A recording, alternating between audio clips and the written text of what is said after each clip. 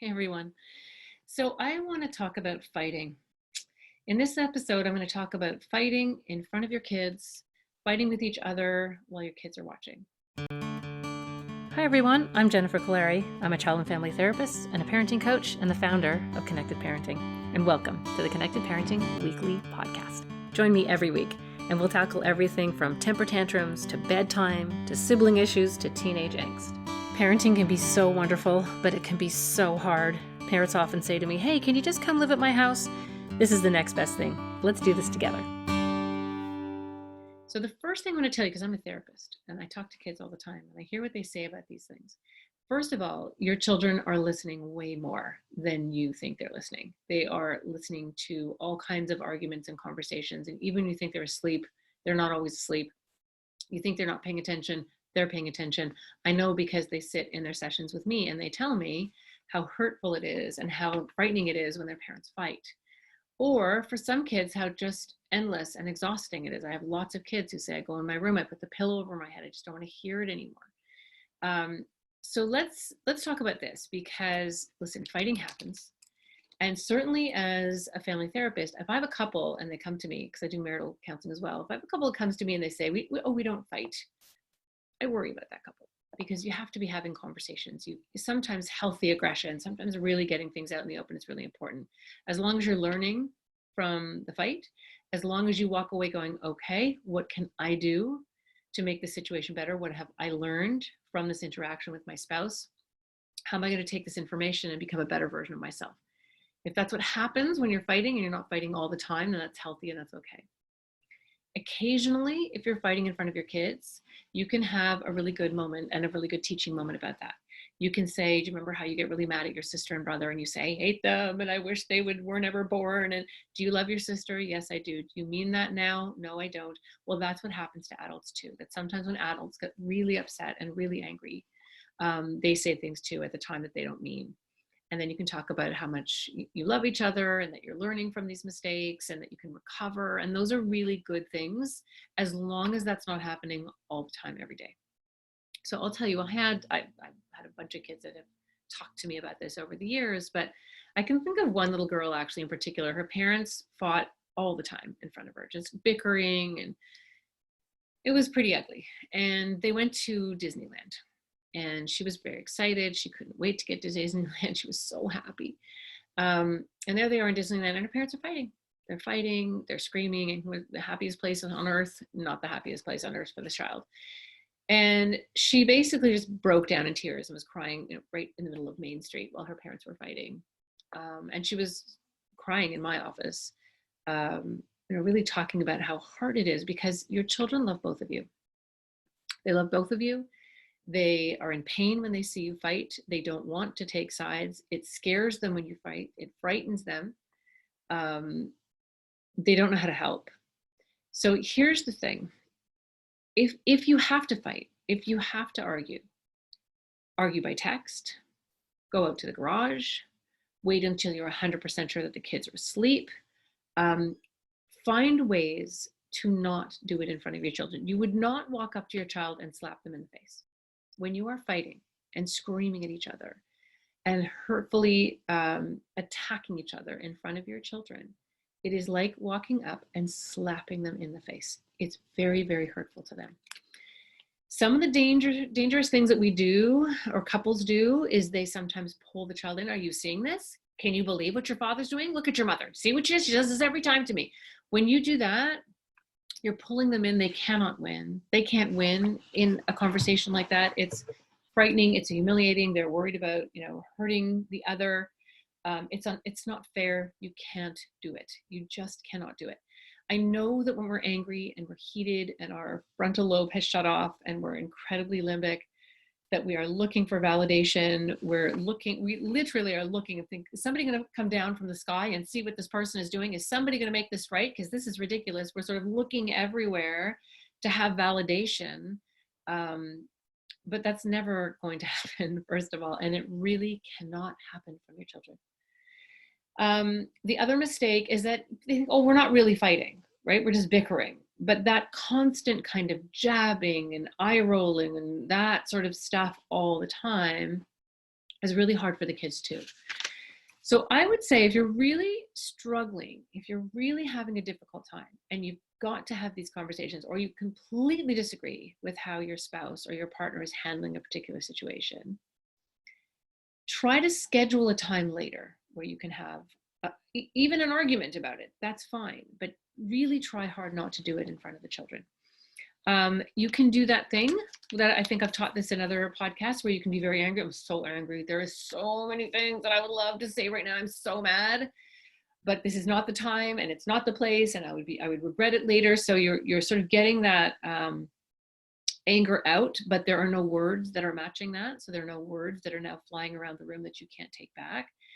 Remembering too that when we are trying to parent our kids and we're trying to get them to regulate their emotions and we're trying to get them to be responding to their environment instead of reacting to their environment, and then we're free flowing, losing it in front of our kids, we're screaming and yelling at our partner or our spouse right in front of them, we are literally teaching them, forget it. There's no chance. I can't do it. So how are you going to do it? So they literally look at you and think, well, he's an adult or she's an adult and they cannot control themselves. So how am I supposed to control myself? How am I supposed to control myself with my sister when my parents are doing the very same thing in front of me that they are telling me not to do? So listen, this is very difficult, but here's a couple of tips that I think will really, really help. When you are really angry with your husband, with your wife, and you are just boiling over with anger, first of all, remember what I told you about yelling. When you are yelling and it feels fantastic, it's wrong. It's mean. It's not okay what's coming out of your mouth. It should feel like, oh, like you should feel yourself pushing it back down. You should feel your own frontal lobe doing the inhibiting. If you are free flow yelling and it is feeling great, you're wrong. So remember, in that moment when you are that angry, it is very limbic. You are having a conversation through your limbic brain, which is a prehistoric organ that cannot process reality. It really is just interested in survival, and it cannot tell the difference between your wife yelling at you or your husband yelling at you about something and a dinosaur or a saber-toothed tiger chasing you down the street. It's the same thing. So what happens is we like to think of ourselves as thinking beings, but we're actually feeling beings. It actually gets processed through our feelings first, and then it goes to our brain. So in the first few moments when we're having an argument, we are really kind of limbically charged and we're just fuming with our spouse. That is a limbic reaction. That is not the reaction that you're going to trust. If you can find this moment where you're like, okay, I am feeling so angry. Whatever I say right now is going to be an angry response. It's going to not be a kind response. It is not going to be a response that I'm going to be happy with. I'm going to wait about 90 seconds. And then when I calm down enough, I should be able to say something that I'm going to feel a little bit better about. So when you get angry, you can only be angry for about 90 seconds. You have 90 seconds of energy and fuel to fight, flight, or freeze. That's how it works. After 90 seconds, you refuel. I can't believe her, unbelievable. Or you start talking yourself into what you're upset about. And as you're talking yourself into it or making your point again and again, you're actually re-engaging in another 90 seconds of anger. So wait for that first initial minute and a half. Be angry, be aware of it in your body. Let it kind of surge. Try as hard as you can not to say anything.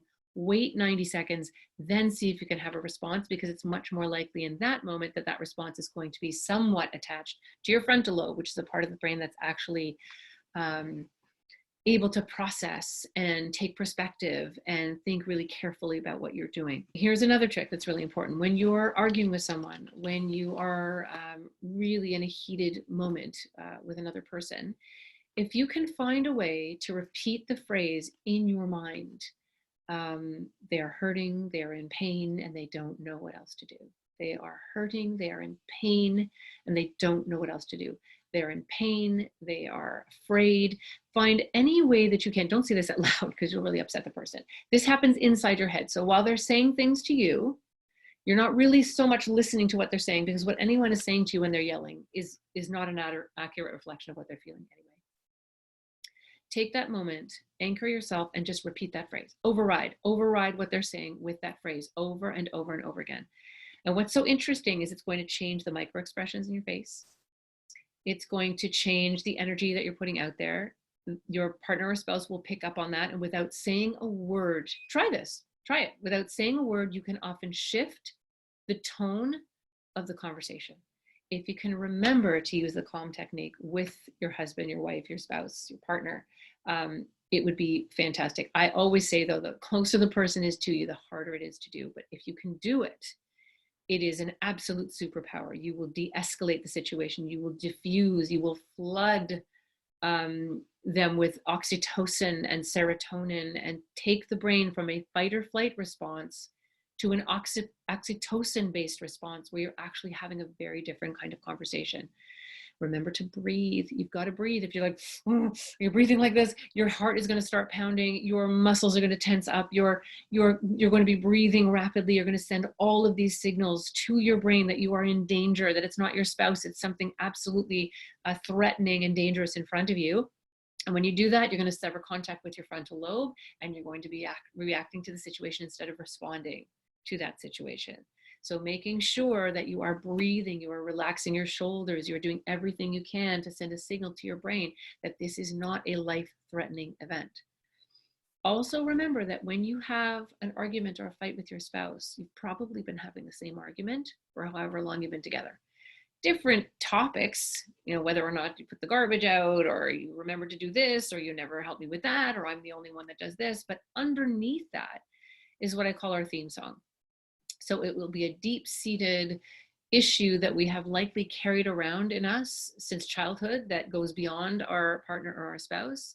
Often those themes are, I'm not enough, I'm not appreciated, no one ever cares about me, I can't do anything right. Whatever that theme is, you're going to be pulling your partner into that dance with you.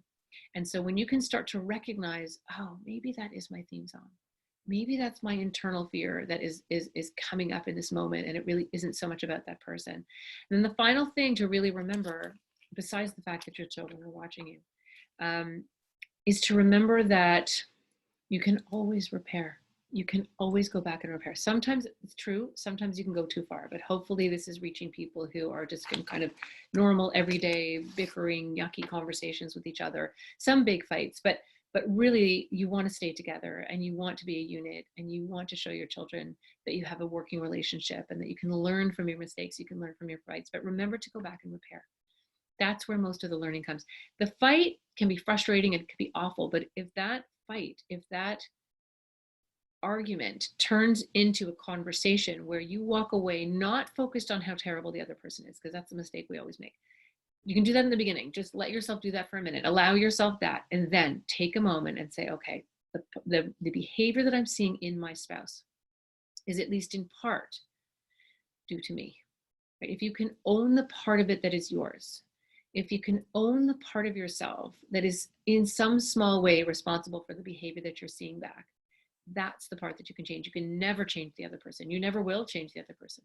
The only thing you can ever do is change the things that you know deep down that you need to change about yourself. And when those things are lined up with love, when you're really honest with yourself, when you're truly not kidding yourself, and you're really looking at what you brought to that conversation, what you can make better, how you can learn from that, how many times you've actually heard that from your spouse and think, okay, well, maybe that is true.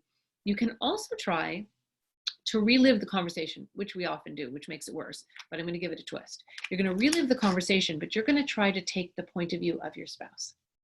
Try to relive the conversation, and you are you, but you're also playing the role of your spouse, and see if you can step into their shoes a little bit. It's always about perspective.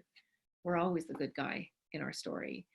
But real learning and real change comes from real conversations where you're able to look at your own role in that situation. And remember that those little eyes are watching you. And often you think they're sleeping. They're in bed crying. They're in bed crying, hoping that you're not going to keep fighting, hoping that you're not going to break up, hoping that it's not their fault, because kids don't have a lot of information. So often they will assume that they are the reason for the fight. Often they are.